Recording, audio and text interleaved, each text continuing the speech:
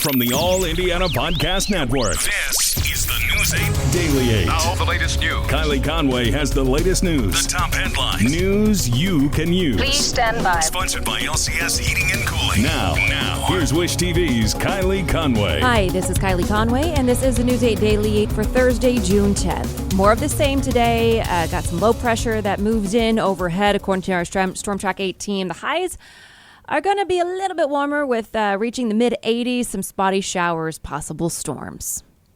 An innocent bystander is seriously hurt during a police chase in Indianapolis. The officer involved in the chase was also hurt. The woman is said to be 33 years old and in serious condition, but is stable at last check. The crash happened as police were chasing a stolen U-Haul truck. Police say they'd been watching for the U-Haul in traffic in the area for hours. Then around 9 o'clock last night, an IMPD officer in a patrol car spotted it and tried to stop it. The truck didn't stop, and a chase started west on Troy Avenue, about a mile down that road. Then the crash was near Madison Avenue. The woman and the officer were taken to a hospital. The woman was initially listed in critical condition, but that improved to serious. The officer's injuries were described as non-serious. That was from a tweet from IMPD. Now, crash and internal affairs investigators are trying to piece together exactly what happened. Many of our vehicles have computers inside that can tell during a serious crash how fast the vehicle was going at the time of impact. They'll also look at other things such as traction marks on the road, the severity of the crash, how far the vehicle's traveled to determine, at best, they can approximate speed. Police say it is too early to determine if policies were followed during the chase. Police say they did find the U-Haul and arrested 2 people inside. Right now, it's unclear if those people will face any charges. IMPD is touting a big drug bust. 2 people are under arrest after detectives found guns and drugs in a motel just off I-70 and Post Road. Investigators say they seized 5 handguns, cocaine, Xanax, and a pound and a half of methamphetamine and more. Eugene Thread and Catherine Richardson face a number of serious charges. IMPD says the find was a team effort of the Crime Gun Intelligence Center and the IMPD Criminal Interdiction Unit. A plan to reduce crime in Indianapolis is one step closer to becoming reality. The Public Safety Committee voted last night to send Mayor Joe Hogsett's safety plan to the City County Council with a recommendation of passing it. The plan calls for more than $2 million to be spent on non-law enforcement programs like violence interrupters and community resources. Another $1.5 million would go to law enforcement technology. It is unclear when the council could get its first look at the funding plans, and there's no word this morning on when a vote could take place. A dedication ceremony tonight will honor 2 young victims of a plane crash. A trailhead marker in Westfield's McGregor Park honors Liam and Reese Kelly. The 2 died in a plane crash in Kokomo last fall. The brothers were part of the Westfield High School cross-country team, and local leaders say the pair enjoyed running at the park. The dedication ceremony is set for 6 this evening. Today, some parents of Indiana University students are leading a protest against the school's COVID-19 vaccine policy. Organizers say the Rally for Medical Freedom starts at 1 this afternoon at the sample gates on the Bloomington campus. The group says it wants the school to retract the mandate, drop mask-wearing requirements, and drop the requirement to test for the virus. The school requires a shot, but not proof of receipt of the shot. Students and staff will need to certify their status through an online form. The new policy includes exemptions for religious and medical reasons. And also today, the FDA takes the next step toward authorizing the vaccine for children younger than 12. Members of an advisory committee will decide what information companies must provide as they seek authorization. The panel will not discuss any specific vaccines today. According to the CDC's COVID data tracker, children 13 and younger accounted for just more than 1/3 of the country's cases in mid-May. As adults get vaccinated and become more protected and immune to this virus, the virus is still in the community looking for a vulnerable host, and pediatric patients fit that description. Pfizer announced earlier this week it'll start testing its vaccine in children between 5 and 11 in hopes of releasing results in September.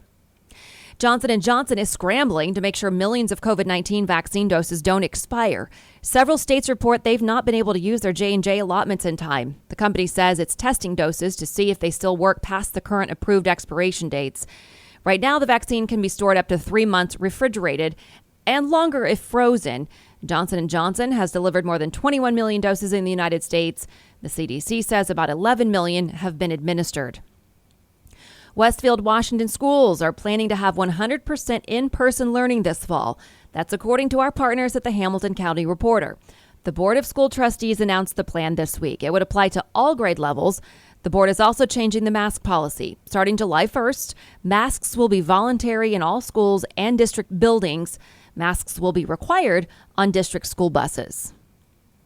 Right now, President Biden is in the UK meeting with Prime Minister Boris Johnson. CNN reports that the two are talking about opening up travel between the U.S. and UK and lifting pandemic restrictions. Biden spoke to American troops serving overseas on day one of his visit and previewed his meeting with Russia's president. The United States is back. And then to meet with Mr. Putin to let him know what I want him to know. I'm going to communicate that there are consequences for violating the sovereignty of democracies in the United States and Europe and elsewhere. The two are set to meet in Switzerland next Wednesday. The White House says it's waiting to see if Putin will take questions alongside Biden after their meeting. Meat supplier JBS USA says it paid a ransom of $11 million in response to the recent cyber attack. The company says it paid the ransom last week when most facilities had come back online. As we've talked about, the attack shut down the company's beef processing operations in North America and Australia. JBS USA does not believe any private data was leaked during the attack. And here at home, the Pacers, they're out of coach. The team fired Nate Bjorkgren after a single disappointing season at the helm. Our sports team says the list of possible replacements includes Terry Stotts, a Bloomington North grad who was recently fired from the Portland Trail Blazers. Veteran head coach Mike D'Antoni, Clippers assistant Kenny Atkinson, former Pacers guard Mark Jackson, and former 76ers head coach Brett Brown.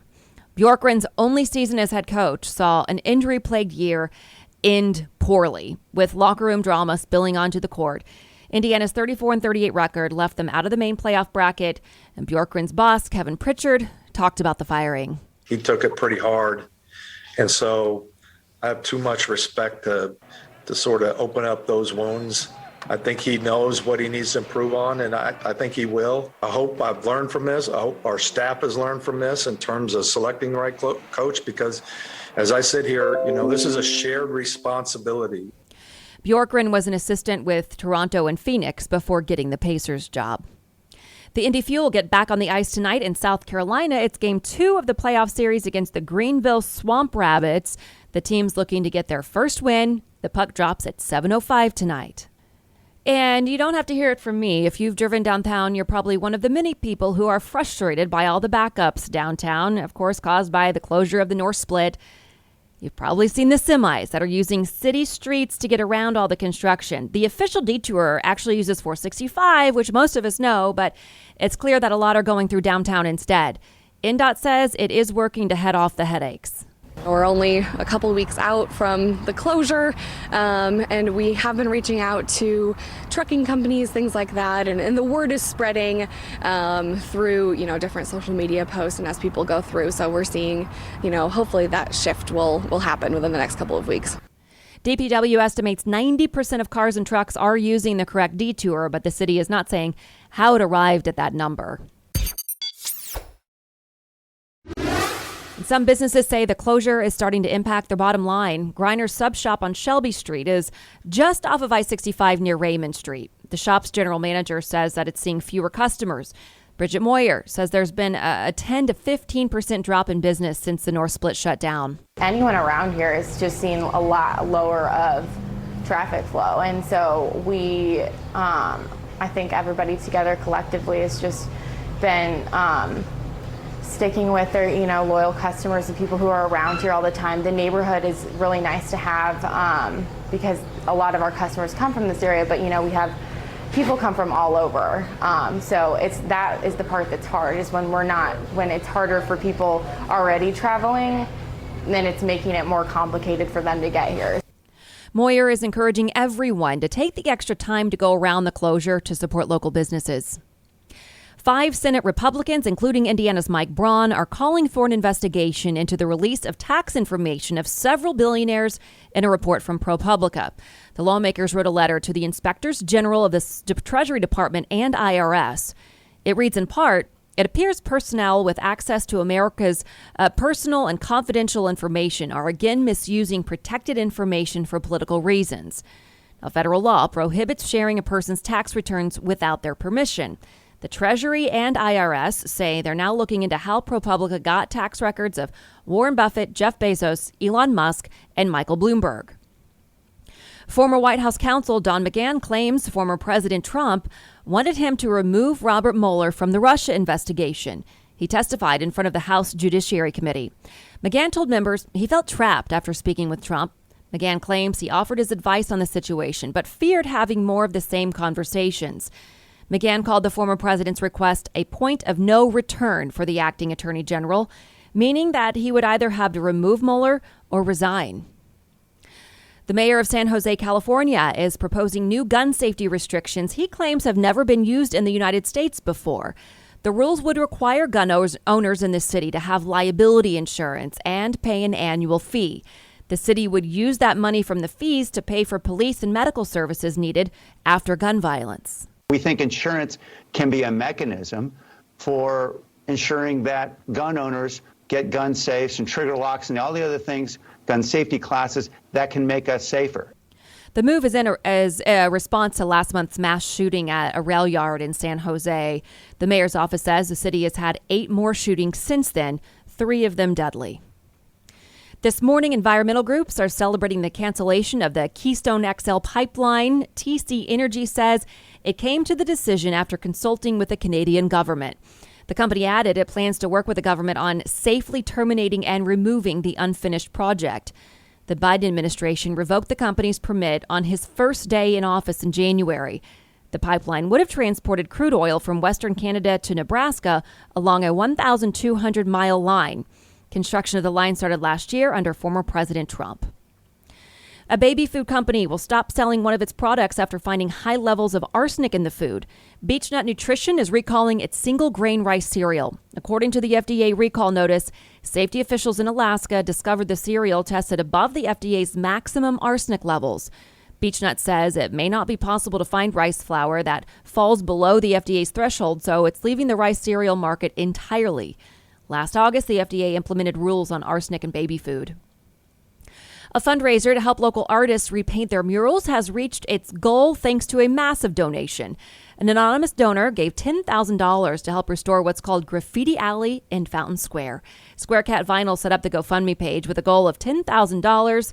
The money raised is going to the artists to add new work. And as of this morning, the fundraiser has collected around $15,000. Bath time, everybody. Did you already rip the mat down?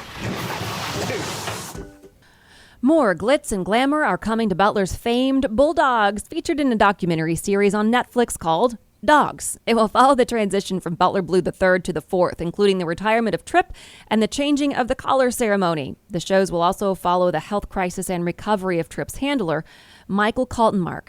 It's part of season 2 of Dogs, which premieres July 7th. To business headlines now, Indiana ranks 39th for job hunters. The Hoosier State ranked 29th for job market, but 45th for economic environment. Wallet Hub compared the 50 states across 35 key indicators of job market strength, opportunity, and a healthy economy. Economists expect core consumer inflation, excluding food and energy, jumped 3.5%, the highest level since 1993. Investors are watching the data to see if it looks like inflation could be hotter and more persistent than the Fed expects it to be. Stocks have been worried about inflation in the past month or so. Best Buy will be closed on Thanksgiving Day, moving many of its Black Friday deals online and offering alternatives to in-store shopping. The decision marks the second straight year that Best Buy stores will be dark on the holiday. Last year, in the midst of the COVID crisis, the store encouraged customers instead to take advantage of online deals and opened for in-person shopping starting on Black Friday. And the tight labor market is giving workers renewed confidence in their ability to find a better job, and they're quitting at record rates.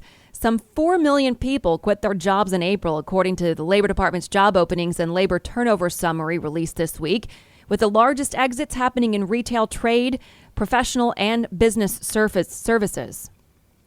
A report says Facebook could unveil a new Apple Watch competitor by next summer. The Verge reports the watch, which Facebook has yet to officially announce, will be a handy accessory for content creating Facebook and Instagram users, as it will apparently feature 2 detachable cameras for taking photos and videos that can then be shared directly across Facebook-owned apps. And finally, I'll leave you with this. An Indiana couple tied the knot in a non-traditional way, and it's now getting attention nationwide. Their altar was a hospital bed in the ICU in Muncie. News 8's Demi Johnson talked to the chaplain who made it all happen. Jelana and Chuck before God. And typical is not a word anyone would use to describe Chuck and Jelana Johnson's big day. Hi, Chuck. The blushing bride with bouquet in hand, sitting beside her groom, who would soon be put on a ventilator. It was almost like a Hallmark movie kind of thing. It almost felt surreal. It was an out-of-the-ordinary request for the director of the hospital's chaplaincy program as well. And Kevin Bacchus says there was pressure to perform. The staff had called and said that a patient wanted to talk about doing a wedding, and we decided actually to do it the next day. Just a few hours later, the staff called and said, hey, aren't looking really good for Chuck. I think we need to move this up and do it tonight. In an interview with IU Health Ball Memorial, the couple explained they had been trying to get married for a while, but with Chuck's health declining, it made things difficult. Despite never being a smoker, he was diagnosed with throat cancer several years ago, but only just recently developed severe lung infections. The couple shared their story of missed opportunities to be together over the years and said they wouldn't let that happen again. I said, one of these days I'm going to the hospital. I'm not coming home. And I didn't want that to happen without getting married. He doesn't give himself near enough credit. We need more good men like Chuck in this world. He's a wonderful man. The moment may have been just as important to hospital staff, giving them hope and a new appreciation for better or for worse. It brought joy that we had been missing. It felt like we really made a difference in someone's life. In Indianapolis, I'm Demi Johnson for Wish TV, wishtv.com, and follow us on Facebook. The hospital says that the couple is now enjoying their time together at home. This has been your News 8 Daily 8 for Wish TV. I'm Kylie Conway, online at wishtv.com, and follow us on Facebook when you search Wish TV. The News 8 Daily 8 is sponsored by LCS Heating and Cooling. Be sure to like and subscribe to this podcast, The News 8 Daily 8 with Kylie Conway. And be sure to discover even more great podcasts now at allindianapodcastnetwork.com.